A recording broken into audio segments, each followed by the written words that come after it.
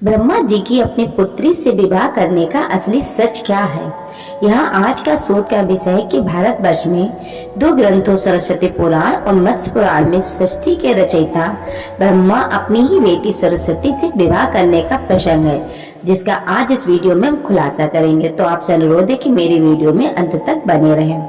दोस्तों, भारतीय पौराणिक इतिहास में ग्रह माँ का नाम महत्वपूर्ण रूप में प्रकट होता है, जबकि प्रचलित समाज में विष्णु और शिव को श्रेष्ठ माना जाता है। मित्रों, आपको बता दें कि ब्रह्मा और सरस्वती की कहानी उस समय शुरू होती थी जब सृष्टि की रचना हो रही थी। हिंदू ग्रंथ के मुताबिक सृष्टि की रचना ब्रह्मा जी के द्वारा ही की गई है। इस ब्रह्मांड के पालनकर्ता के रूप में हम भगवान विष्णु को जानते हैं, साथ ही भगवान शंकर को सृष्टि के संगारक के रूप में भी जानते हैं।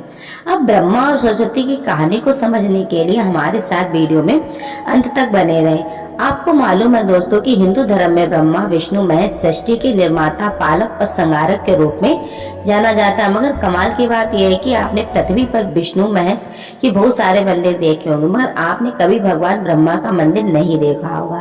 पूरे पृथ्वी में भगवान ब्रह्मा की मूर्ति केवल एक ही जगह है, वो पुष्कर राजस्थान में। ऐसा क्या है? तो दोस्तों, जब भगवान ब्रह्मा सृष्टि का निर्माण कर रहे थे तो सृष्टि के निर्माण के आगे जारी रखने के लिए ज्ञान की आवश्यकता थी। इस वजह से अपने मन में उन्होंने माता सरस्वती को निर्माण किया।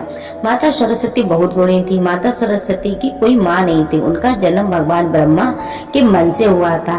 सरस्वती को ज्ञान की देवी के रूप में जाना जाता है। भगवान ब्रह्मा ने सरस्वती के साथ साथ सृष्टि का निर्माण किया और सृष्टि के अलग अलग जीव में जैसे जंतु, पहाड़, जंगल, नदी आदि का भी निर्माण किया। इस निर्माण प्रक्रिया के दौरान भगवान ब्रह्मा माता सरस्वती के रूप से आकर्षित हो गए।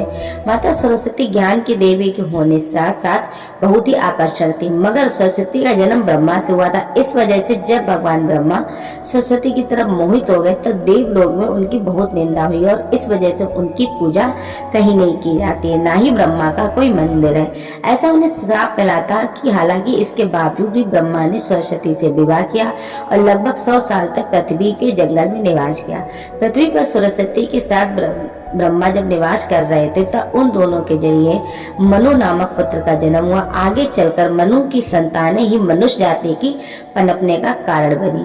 कुछ सूत्रों के मुताबिक सरस्वती पुराण में बताया गया है कि भगवान ब्रह्मा सरस्वती को अपने मन से उत्पन्न किया था। माता सरस्वती की खूबसूरती पर मोहित हो गए थे।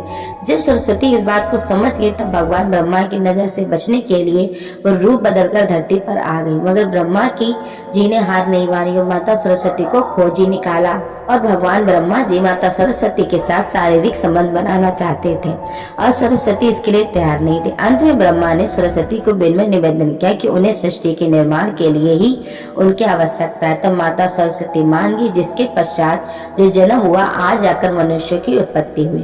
तो मित्रों, ब्रह्मा और सरस्वती दोनों ने हिंदू धर्म के बहुत महत्वपूर्ण देवी देवता के पात्र में माना जाता है। इनसे जुड़ी किसी भी जानकारी पर भरोसा करने के लिए आपको वेद पुराण को पढ़ना चाहिए। सबसे पहले आपको बता दें कि हिंदू धर्म की बाकी सारी जानकारी वेद में दी गई है। हिंदू धर्म वेद से शुरू होता है। इसके साथ ही वेद किसी तरह के देवी देवता का वर्णन नहीं है। हम जितने भी देवी देवता के बारे में जानते हैं वो केवल पुराणों में लिखा गया है। ये आपको समझना होगा कि ब्रह्मा सरस्वती के संबंध को लेकर जो जानकारी दी जाती है उसमें कहा जाता है कि इस जानकारी को सरस्वती पुराण से लिया गया है, मगर सरस्वती पुराण नामक का कोई भी पुराण हिंदू धर्म में मौजूद ही नहीं है।